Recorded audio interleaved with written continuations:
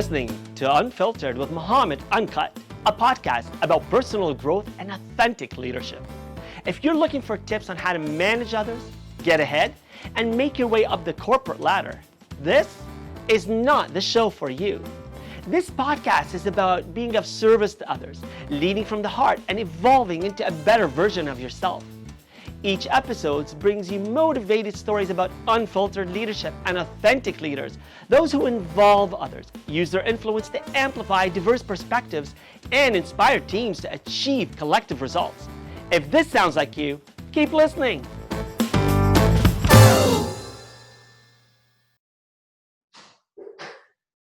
Good morning and welcome to the Unfiltered podcast. Unfiltered is the podcast for leaders who involve others, use their influence to help them rise, and inspire them to become better versions of themselves.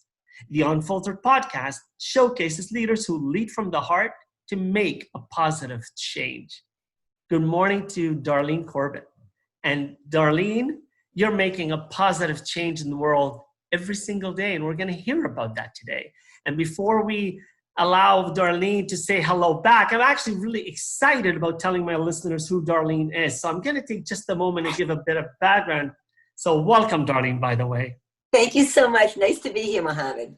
Thank you. So Darlene Corbett is a speaker, author, and therapist and hypnotherapist. Really excited about learning about that. She's known as the UnStuck expert. She's the author of Stop Depriving the World of You and the host of a weekly podcast, Tap into the Power of You for people 40 plus. Darlene is also a radio co-host, a health and wellness correspondent, and a member of the National Speakers Association and Toastmasters. Welcome to Toastmasters. Yes. Darlene enjoys spending time with her husband, her dogs, and her close friends, as well as reading, staying fit, and loving life.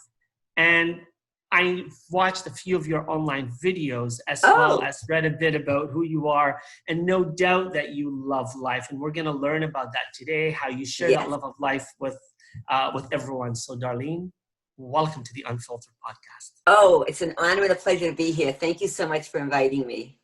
So to a seasoned talk show host and to a seasoned podcast host, you know, I'm humbled today because I'm new to this arena, but you know what? This is an opportunity to learn and to share and to learn from you and have you share what you do so uniquely and why you're an unfiltered leader.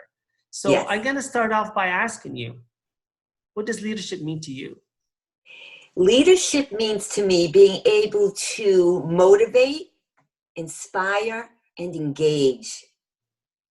Leading with those qualities and really just having courage, because it takes courage to lead people, but yet also being humble to recognize that there's some things you don't know, and that's why you are able to delegate and be able to engage other people to do so.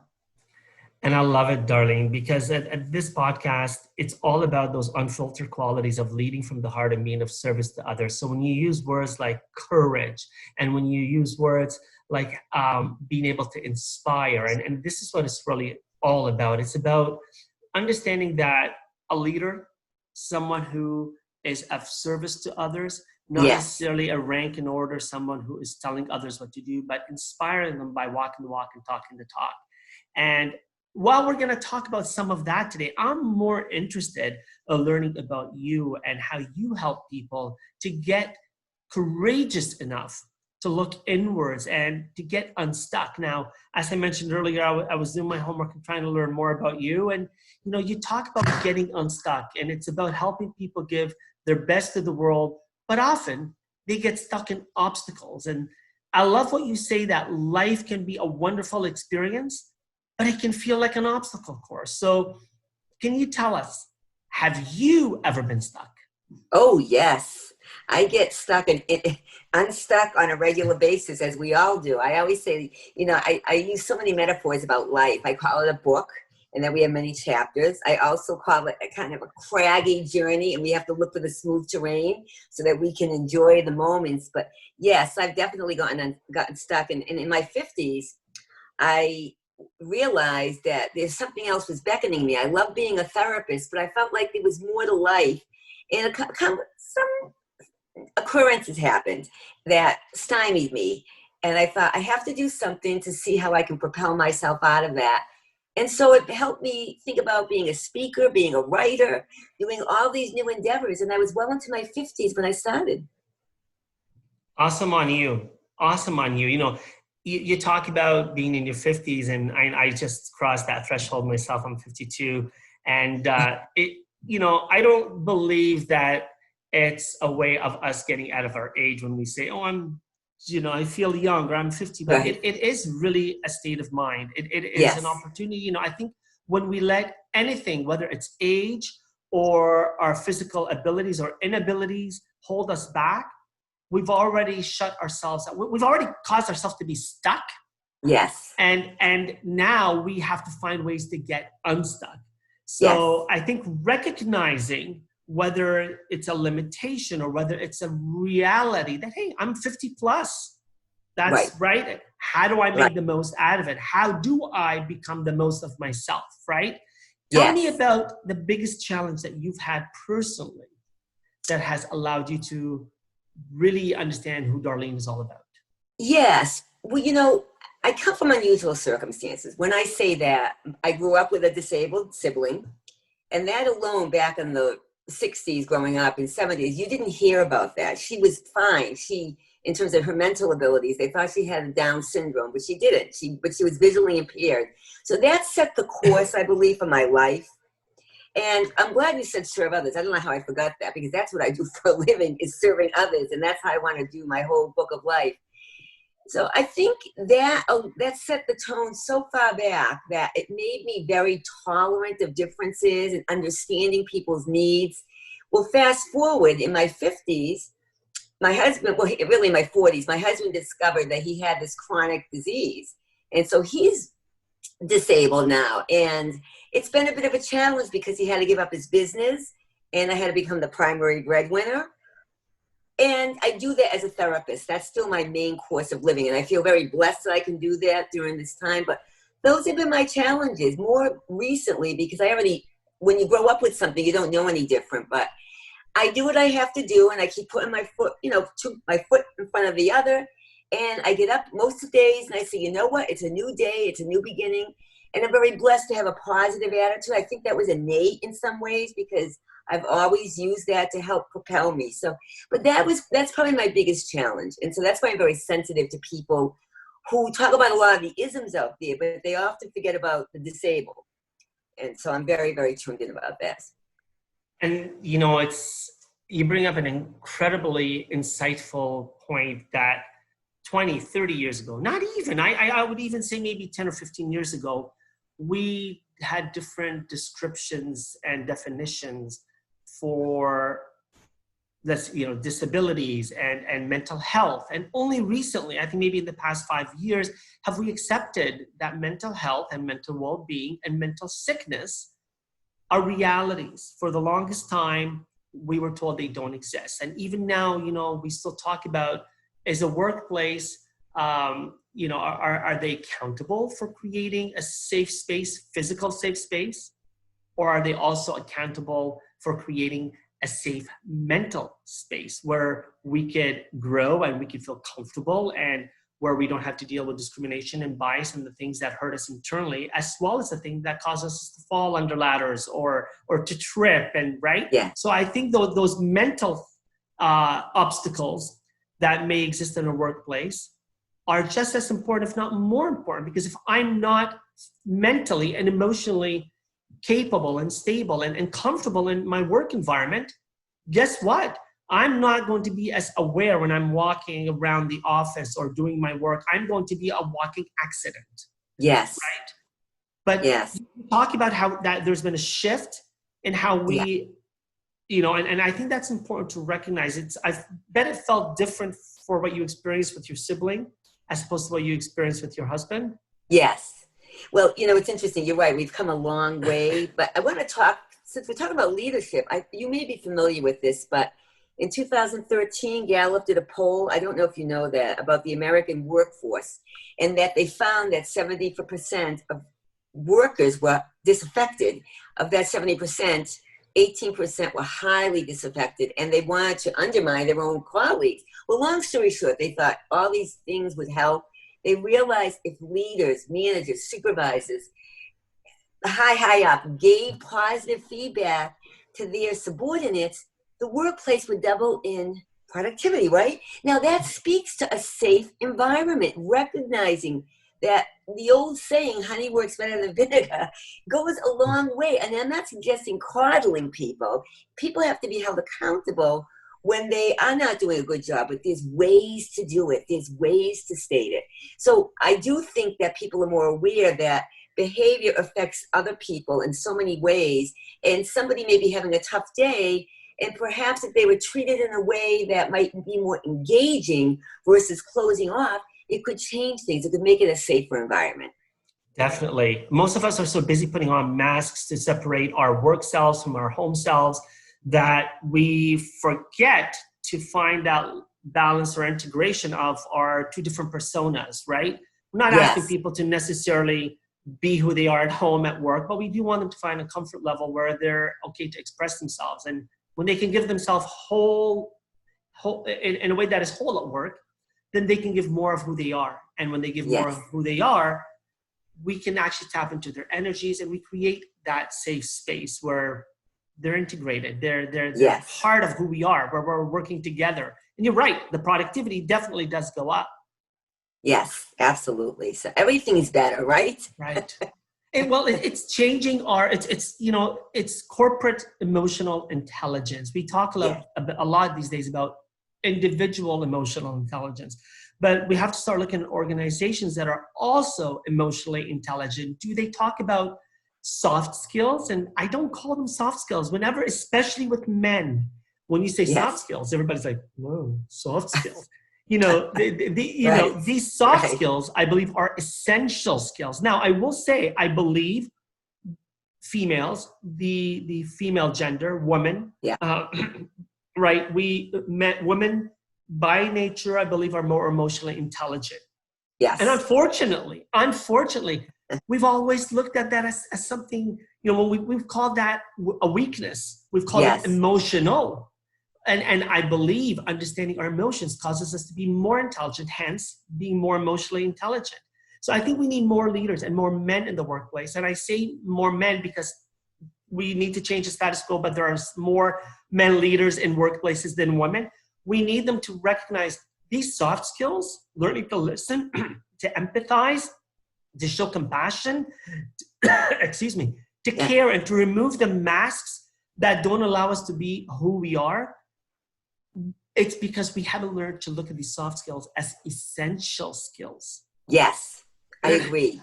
Because you're talking about engaging, communication, you're talking about language, a broader sense of being able to understand cues and gestures. And there's a lot of excuses made, as you probably know. Oh, that's just the way they are. They don't have a personality. You can't teach an old dog new tricks. Yes, you can. But I had a client, I'll never forget. She was worried about her son having Asperger's and developing it, and she knew that it would be a deficit. So what she did was she trained him to have skills early on. And I know we can't always change personality, though, although that can be debated. We can learn new skills, and you're absolutely right. So men may not be not all, but some men may not be as tuned in, but they can learn. We all can learn, Well, and this is, what I'm hoping to do with the unfiltered approach. It's to say that it's okay, for both men and women and all genders. I really focus on men because I grew up in a household where I was very much influenced by the females in my family. My mom taught me everything I need to know. My grandmothers told me stories. My sisters brought me up. They were like my second mom, right? And my wife is a reflection of who I am. She helps me understand how I can be better and how sometimes I'm not good enough. But she, by listening to each other, and I think by tapping into this is how we complement each other. So if you're in a relationship, whether you're in whatever relationship you're in, your partner, your significant other can help become a mirror. And at the same place, we're in relationships at work. If we have a trusting relationship with the people we work with, they can become our mirrors. They can, to your point earlier, give us feedback. And Yes. they can be candid about that feedback, because they're not doing anyone a service if they're trying to sugarcoat it or tell us something because they're afraid to tell us the truth. The truth will Yes. set you free, but we also have to make sure that we can, help people, grow wings, right? So that they're not always grounded and not able to grow. But you said something earlier about challenges, and I want to come back to that. And I know, because of what I've read about you and what I've seen so far, I don't think you see challenges as something that holds you back. I really see that you see challenges as wings. Yes, I do.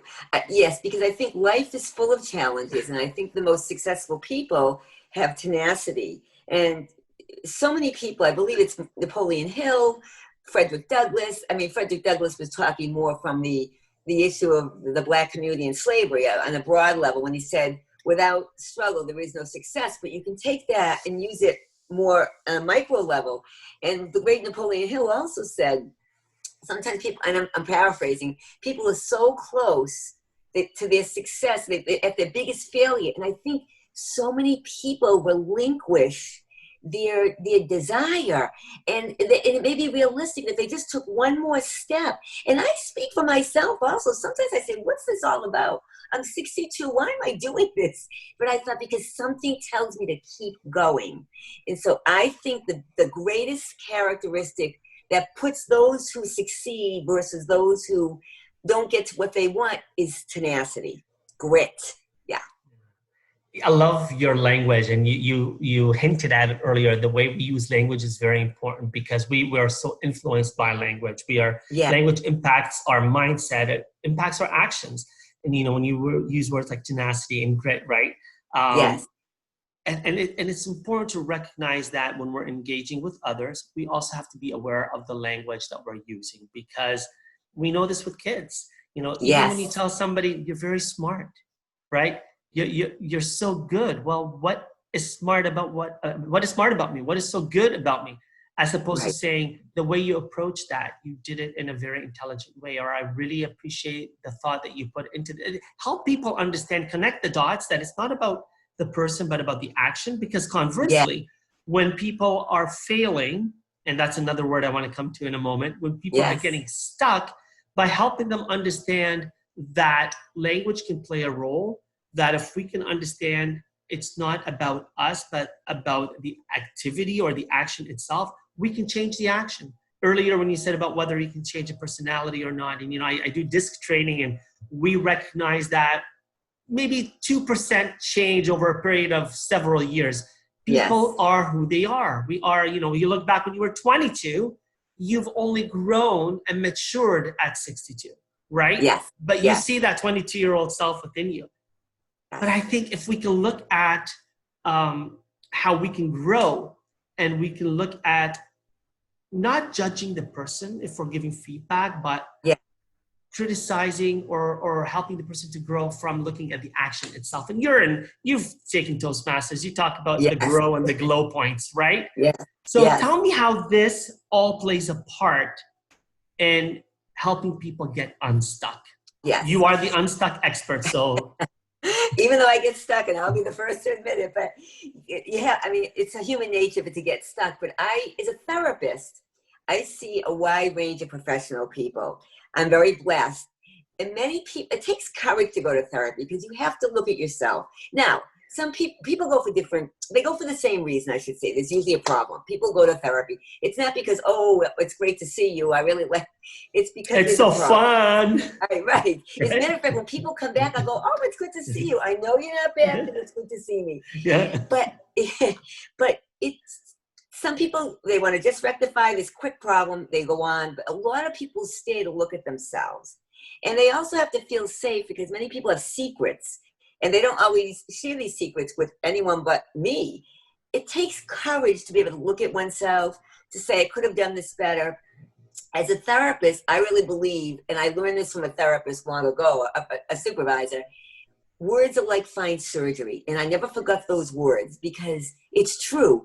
It's how you say it. And people coming in vulnerable, stressed, even if they look fantastic to the outside world, you want to make it a safe place, as you talk about. And I always say, look, we all have issues. Everybody has issues. but it's our strengths that prevail. And that's why we have to understand pathology, but we have to emphasize strengths, because all the understanding of pathology, what's that? We need to know, but we need to also know what's going to help you get out of this. I don't care how ill, it's just a piece of who they are. It's not all of who they are. You know, I as you talk and as you mentioned, you know, you're a therapist and a hypnotherapist. It reminds me, I was listening to a program yesterday in Canada. Here we've got our national broadcaster, CBC. I maybe shouldn't have called it out. And I was listening to a program, and there was this young woman talking about what she decided to do during COVID. And she put an ad online, and she offered to listen to people. And it was 15 minutes interview, and it sounds interesting, but here it comes. She may have been a good listener, but she was not a trained listener. She was not a trained therapist.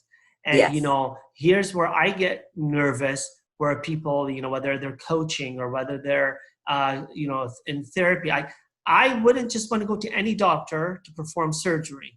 I wouldn't want to go to just any lawyer, God forbid, to represent me in a situation, right? I want to go to the best. And so when it comes to a therapist or a coach, want to know that the person knows, if it's listening, they know how to listen, they know how to respond. And listening to the program yesterday and to some of her comments, I was just shocked, and I was scared that we all need to be good listeners, but we need to understand we're not necessarily there to tell people what to do. That's right. And so from your background as a therapist, as a hypnotherapist, I'd love to learn more about that, by the way. What is your greatest skill in helping people get unstuck and helping them get better? I believe my greatest skill is believing they can do it, the hope. I often say to my clients that are again, they present to the world like everything's fabulous, but I say, you could have a better life. I want that for them. I can't do it for them, and they know it, but they know I'm on their side. And so often, you know, therapists have to listen, obviously, but we have to also use words. And I don't sit there and play ping pong with our eyes. It's not my thing. Most therapists want their own therapist to talk to them. But I believe my belief in the positivity, making it a safe place. I see all kinds of people with all kinds of lifestyles. They know I don't judge them. It may not be my thing. I could care less, but it's not my, you know, it may not be the way I would operate, but they know that I will listen, that I will accept them. It's acceptance, and it's hope, and it's safety. And I really believe I offer that to them. And I'm very careful. It's not magic. It's not magic, right? And, you know, a lot of time there's this cloud over, you know, I'm going to a therapist, I'm going to a psychologist, I'm going to a professional coach or whatever, right? And there's this unknown that somehow they have the elixir to make us better. And, you know, right. And the elixir is really listening to help that person surface what, you know, challenges or obstacles that they're facing, and perhaps even the solutions themselves. Because at the end of the day, they're going to leave your room. And I think, you know, they'll come back to you because they've created a relationship and they enjoy having you part of their life, right? It's not just a transaction. But when they leave, you have no control of how they behave. That's right. Right? You need to make sure that they're empowered and enabled, and they understand their strengths. They know how they're unstucking themselves so that they can get stronger and better and more resilient and be able to change. And, you know, this is how I've approached this whole idea of being unfiltered. It's we layer so many layers of dirt and emotion and guilt and insecurity, and you name it, anything that can weigh heavily upon us and cause us negativity, we layer that upon our conscience and upon our actions and our behavior, to the point where we don't understand anymore. We don't have that clarity. And then we expect somebody's going to pull us out of the dark hole and give us this elixir or shine this light upon us. But if we are not ready to actually start removing those layers, removing the layers of the masks that we wear to become more authentic, removing the filters, we are not going to be able to get to the essence of who we are. And that is what I think is the alchemy of becoming a better person. For me, leadership is not a role. It's not somebody in my work or in the government or in the community. leadership is this mindset where I can be the person that somebody will look to and say, Yes. I want to be like Darlene. I want to be like Muhammad. I want to be inspired. I want to do the right thing.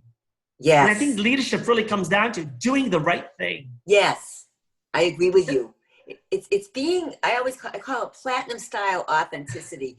Being the best you can be with authenticity. Obviously, you're not going to just say anything, but being you in a way that's the best of you, the very, very best. Well, you talk about this being a science. Yes. Help me understand, because, Darlene Corbett is not just an author, and it's just, I don't mean that in a diminutive way in any way, No. but you've worked with hundreds of clients, and you've recognized that you've been trained scientifically, but you also recognize that this is a science. Can you talk a bit about that? Yeah, it's interesting. So social work is one of the disciplines of mental health that sometimes people still don't understand what we do, but we're trained to understand, obviously, mental health issues from a scientific point. Some, for example, bipolar, there's often it's something in their biochemistry. It's genetic sometimes. Then you have some depressions that are the same thing. It's genetic, but you have some depressions that are, they're situational. So the science is, they're just understanding there is a scientific piece of the body, recognizing it and respecting the mind and the brain. But for me, as much as I believe in the science, I also believe in the arts. So I'm not a researcher. So that I will say for the researchers, and I have great respect for research, but I've also seen research and testing challenge where people overcome what the recommendations were, what something was going to happen, the prognosis. And so I have respect definitely for science, but I don't believe it's ever settled. But I also love the art of being able to refine your skills over and over. Well, both the science and the art of understanding ourselves is a work in progress. Yes. If we say that science has discovered everything and it has all the solutions, to your point, the full story has not yet been understood or written about our scientific expertise. We're still learning. Yes. I know 10 years ago, depression was not even a mental state, but it was more of a mental unstate. People would not recognize that it was real. I dealt with family members who would describe themselves as depressed, and we were told just, don't pay any attention to them. They're just moody or they're finding an excuse. And then when they started getting medicated, it's like, well, what's this, right? Because that's right. Right now, if you choose to be medicated, but there's a physical aspect. Yes. To these, right? To mental well-being. You talk about neuroplasticity. Yes. And, we talk about the neuroscience of being healthy and being ill. And it's real. So to deny people that understanding that it's their physical state that is also impacted their mental and emotional state is a great injustice to us getting better and getting unstuck. How does that play in your practice and in your coaching? It's a good question. And I'm getting back to the whole mind-body. You're absolutely right. It is a mind-body illness, depression. The science is to respect what the medical community has given us. The science is innovation has helped produce these medications. And what I do with people, some people that are depressed, they could go either or. They could benefit from some of the medication, or they could, they know that they might get better on their own. But there are some that it's imperative they at least be evaluated. I say to them, go for the evaluation. If you choose not to be on medication, that's up to you. But at least go and be evaluated. And I usually wait a little bit, unless it's very, very, very stark and so direct. I usually wait a few sessions because I don't want to scare people. But yes, medication can make all the difference in the world for some people. Right. And I've seen three kinds of situations. Some people, they feel so much better. They say, thank you, bye. And that's the end of that. I have others that say, well, I don't know. I really can't help it. I'd probably be worse without it. And then I have others once in a blue moon that say, well, I don't know. It's not really helping. For the majority, at least it helps them do the work. I said, this will help you be able to do the work in therapy. Medication is something that will help you. It doesn't have to detract from what you're doing. you talk about also being a hypnotherapist. In my Yes. experience, maybe most people understand hypnosis as, right? And I have been hypnotized once. I was on stage and with Yes. people, and there was a hypnotist who, caused me to get into a Yeah. hypnotic stage or Yes. state. And I'll tell you, it was uncomfortable. I actually fell off the stage, and then I felt really embarrassed and so forth. But that's my personal experience with hypnosis. Tell me your experience with hypnosis. How do you use it, and how does it make a difference Yes. on No, stuck? you give an excellent point. So I'm a clinical hypnotherapist. I've been doing it for 28 years. And again, it's like a therapist. You refine. And it's probably the most misunderstood treatment modality that exists. I almost didn't train. I've been in the field for 10 years of mental health. And a friend of mine said, you should really do this. At the time, there was a lot of trauma coming out around abuse, PTSD. She goes, you should learn this. So I went and learned it. I went, oh my God, that's hypnosis? I fell in love with it. I don't even use it hardly for PTSD now. I use it for for phobias, habits, safety, performance anxiety. It is a fabulous tool. It's been around since the dawn of time. I could spend hours, at least an hour. I can do a whole presentation on it.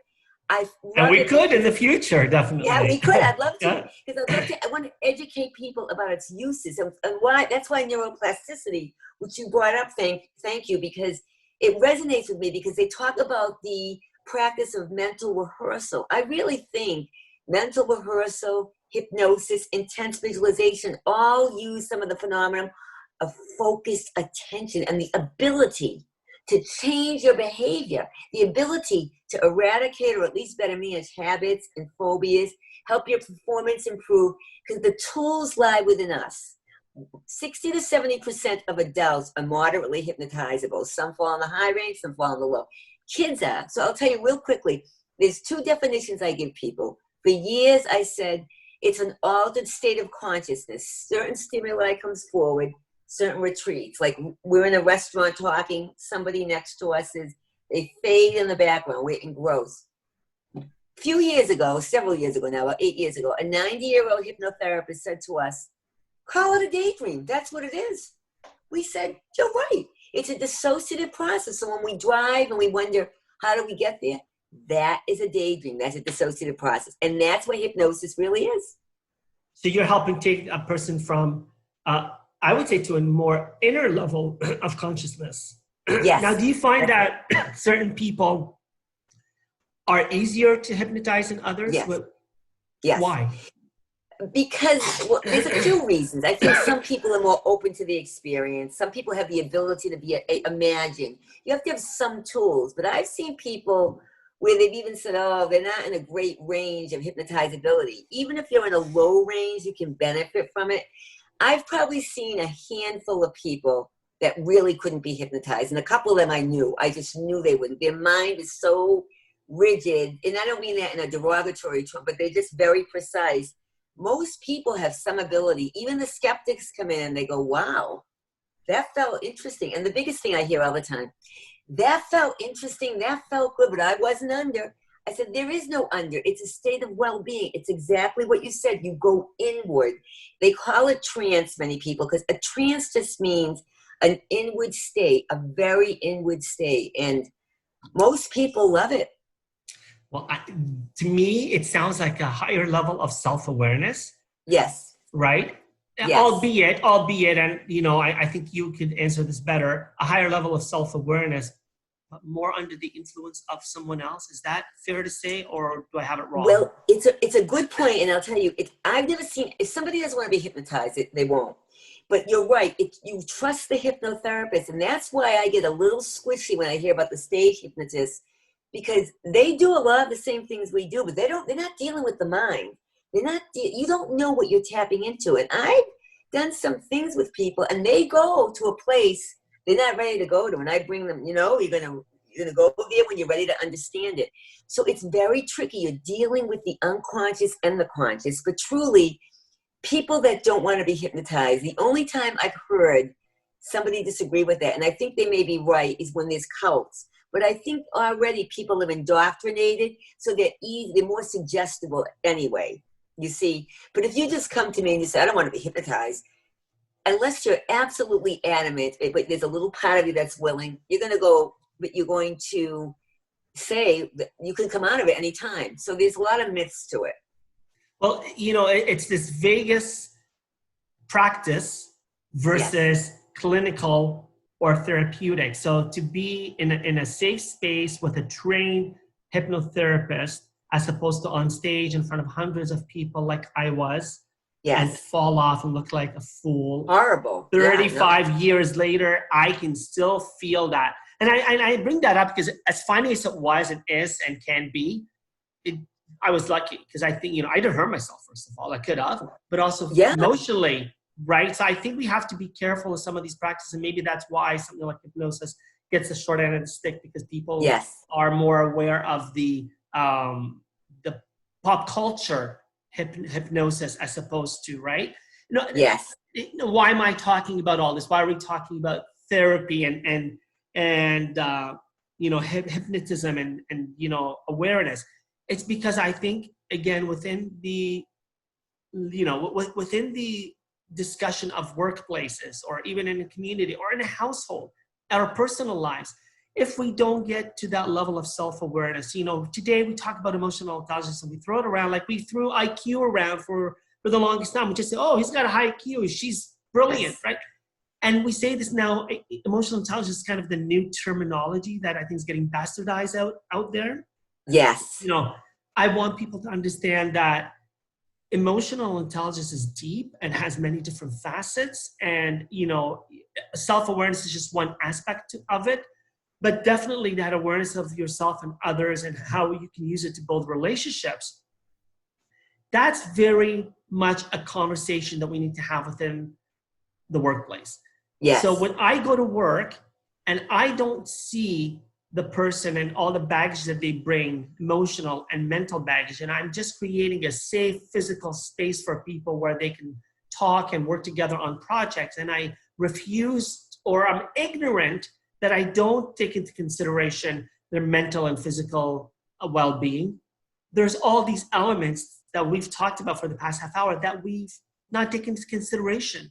Yes. And then people behave in a certain way, and then we sit down to give them feedback and tell them how well they're doing or not. And we totally exclude from the conversation the need to look deeper and understand that's what's driving the person, not just their physical skill capacity, but their mental ability and plasticity to grow and to learn. And I think that's where we can push people. So babies don't just get up and learn to walk. They do. That's right.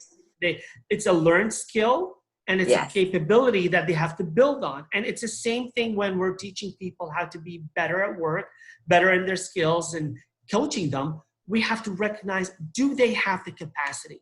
Certainly maybe in a situation like your sibling some years ago didn't have the physical capabilities, but that doesn't mean they don't have the emotional and mental capabilities. So for us to overcome the biases that hold people back these days, we need to recognize that if somebody looks like they're incapable of, disabled, that doesn't mean they're not able. That's right. I agree with you. I had a client years ago. Unfortunately, he passed on. He became a quadriplegic at 17. He was an athlete. He never gave up. He was hoping for a cure. When I say a cure, some kind of invention to help him walk again. I always said, you have an athlete's brain. He got a standing ovation when he went back to high school to graduate. I never asked him about his disability because he didn't come in around that. He came in around some stress around finances. I thought, this man's not here about his disability. He's here about stress. I'm not going there. And then I wondered, should I? You have to play it. Some people might have. I thought, no. And I asked him a year later when he brought it up. I said, should I have asked you? He said, no. I said, good, because it's a piece of who you are. It's a piece. It's not who you are as a person. So you're right. We need to respect the whole person. Yeah. Well, and I think part of us being unstuck is going beyond our biases. If I was to see Stephen Hawking in a wheelchair, I know I won't do Yes. that now, right? But if I Yes. saw Stephen Hawking in his wheelchair, the first thing that would come to my mind, and I apologize, but this is part of our bias, is I would think somebody incapable. I would think of handicap. But Yes. I pale my intelligence in comparison to what Steve, right? So it's a matter of when we see someone who doesn't look like the accepted norm, yes, right, walking down the street or sitting beside us in the cubicle, we need to go beyond. We need to recognize our bias and recognize that it's okay to have a bias, but it's only when that bias holds us back and causes us to behave in a very dangerous way. That's, I think, that's where I think we can get unstuck and recognize, wait a minute, this person is capable. And so, we see women in the workplace. We tend to think, oh, well, this is what a woman can do. And traditionally, I mean, you look at media and TV shows and how they portrayed women in the workplace, right? We're seeing that change, fortunately, but not fast enough. And, to the things that you've talked about, we're seeing change these days. I think we've gone much further than where we were in the 60s or even, in the 90s, but we haven't gotten far enough. What is one thing that, you would like to see us do better in terms of helping people get unstuck, whether it's around a bias or around stereotypes or around our own incapabilities, like weaknesses, or just holding ourselves back? I think is to try to be more open to recognizing that you have limitations and how might you better them. That's one. And the other thing is to be aware of how you treat people. It's simple. This sounds so simplistic, but it works. A smile, a thank you. You're in the market, the invisible people that are stalking how are you?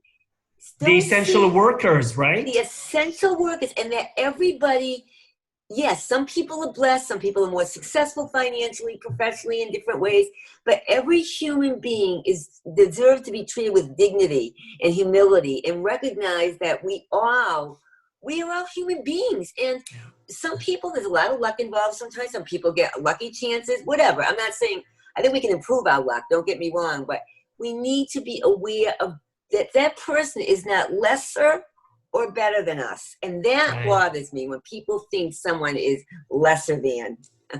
So as a father, I always tell my children, I worked at a fast food store when I was younger, and I was there for 3 years, and some of the best skill sets that I learned because of where I worked.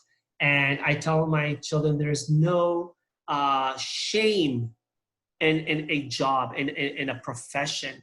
I want you to aspire to something that allows you to perhaps be, and I'm always careful here because I don't want to say that it makes you happier or more successful, because now we're tying socioeconomic status and jobs, right? But I tell them, aspire to something more. Aspire to something where you're making a difference and where you're happier. And recognize that at the end of the day, money does open doors. Like, I don't want to, whether we like it or not, right? Right? Like, if you're making $14 an hour as opposed to $400 an hour, well, that's going to make a difference. Can you raise a family? Can you go on that trip? Can you buy those shoes that you're making me buy, right? So I help them understand, right, that we are a product of the decisions that we make, but that doesn't mean that anyone is lesser than us. And, COVID helped us understand. And I was so... during this whole COVID, we're still going through the pandemic, but I was very frustrated because at the height of our social isolation, the people that were making a difference besides the first responders and nurses and doctors and so forth, it was the people stocking our shelves. It was the people still coming to take our garbage. It was, the people that we didn't stop and say hello to. And so that really angered me when I saw that after things started getting better, the warmer weather, and, we went to forgetting the importance of these people in our community. And that's what I'm hoping that we can get unstuck from is to recognize that we do a disservice to each other. It's not just a virus that has invaded us, but it's this virus that has been around us for hundreds of years, whether it was colonization or slavery. It's this virus of a bias that makes us think that we're better because of my socioeconomic status or the color of my skin or the language that I speak, and so we need to get past that. And, when I think about you and what you're saying, unstuck, I encourage, listeners today to know that it's not just getting unstuck from how to do something, but it's that unstuck in the mindset, right? Yes. Yes, that's right. It's resetting your mindset. It is. And I talk often about, you pause, you reflect, and you respond in a way that is healthier, better, that enables you and enables others. When we're always running and we're running fast and we're reacting, we're not able to be, we're not able to be proactive, and we're not able to think about our responses and the responsibility of our responses, right? Yes, that's right. So let me ask you, and this is something that I do in all my podcasts, is I come up with the thought of the week, the unfiltered thought of the week. I ask the guest, what is one thing that you can share with my listeners to help them become better people, better leaders, better humans, better version of themselves? Darlene Corbett, what is your unfiltered thought of the week for my listeners? My thought is every day is a new day, a new beginning. So if you had a bad day yesterday, or you weren't, you didn't feel like talking to people, remind yourself, you are alive. This is COVID. Many people have passed. You have your health. If you don't have your health, and you suffer, then what do you have that can make you motivated and strong? But the most important thing is remind yourself that as long as you have life, you have an opportunity to start afresh and start anew. And don't forget that. Keep looking at the horizon. No matter how old you are, you have another day in life. If you're breathing, you're right. capable, right? If you can That's still, mentally and physically motivate yourself to keep going, right? Yes. And remind ourselves that is a privilege in itself, isn't it? That's right. Really is. Really is. I agree. That is really a privilege. And it's been a privilege to host you today, to learn more about what you do and how you make a difference in people's lives and how you help people become more unfiltered and to really get to know themselves better. So thank you for being my guest. Look forward to learning more from you. Thank you so much for having me. It's been a pleasure to meet you and talk to you and just be a part of this lovely conversation. Thank you very much. Take care and stay unfiltered. Thank you so much. You too. Thank you for listening to Unfiltered, the show about authentic leadership and personal growth. Like what you heard? Click subscribe, share it, and tell a friend about it. And don't forget to leave a rating.